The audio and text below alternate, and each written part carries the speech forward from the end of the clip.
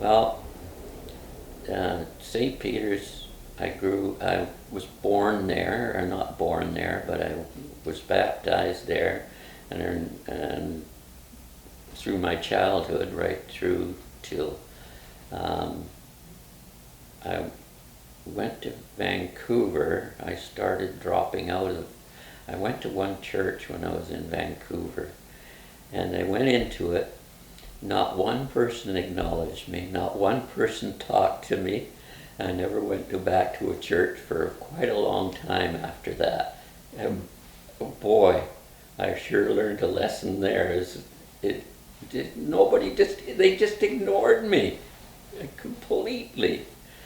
And so when I came back to Comox, I try to get this in order, is that a revival was going through in the church.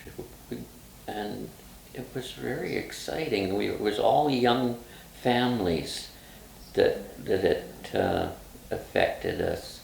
And we had children, lots of children, and the church just boomed. I mean, we had 100 children at one time because of the renewal, the revival. It was just people were on fire for the Lord. And I joined what they call the Full Gospel Businessman's Fellowship International. It's quite a mouthful. And we brought speakers in that all kinds from one. We had a little Jewish guy come in, and I tell you, I don't think he hit the ground more than once or twice. He was just on fire. And then the next guy would be a Catholic priest, and he was on fire. You know, it was amazing times where we were learning things. That I was the secretary, and my good friend Ernie. And Ernie was one of these rock hard guys, and he was an alcoholic, and when he turned to Christ, he took all the booze he had and poured it down the drain and says, "That's it, boy, I'm all for the Lord," right from then. And it was, I still call Ernie one of my good friends, you know, because we worked together. And then there was a bit of a split in the church, and so we've gone through all kinds of different things happening. Some people were unhappy with what was going on. You know, they thought, "This is our church. We don't want all these people coming in there." I mean, it was the worst thing you could do, you know, is to say that kind of a thing. I mean, people were coming in; they were being touched by the Lord. And it was a simple thing. We'd had music and prayer and that, and the Holy Spirit just seemed to touch people like, you know, renewal. It's just something that you can't put your hand on it and say this is what it is. It's just it changed people's lives.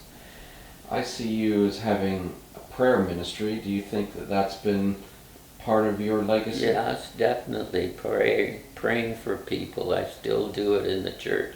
In the church, we have a little offset part in it, and the time of they have people, you go in and a person would come in and you'd pray for them and that, and there was a lot of different prayer times, but especially I think of this one lady that we ministered to not too long ago, and she was from the Catholic Church, and she said she got our phone number. Somebody told her about us, that we had been in helping people to receive the baptism of the Holy Spirit is what we called it. And she said her husband was working around the place, and he was praying in tongues all the time, and she says, "I want that." So Helen and I said, "Come to our church," and she came into the hall and we prayed for her, and the thing was, it was just perfect for Helen because this lady had gone through the same kind of things as she had with her mother. And so Helen was able to share that with her. I mean, I've already shared a lot of, a lot of time praying for people. Helen and I made a great team. And we would, we actually had people come and the tables and laid out, and they would come and we would teach them, and it changed a lot of people's lives. I remember some of the things that happened. There was one of them was an Air Force guy that came. It was really, he came and we prayed for him, and he says, I want this baptism of the Holy Spirit, but I don't want to speak in tongues, he said. I don't need that.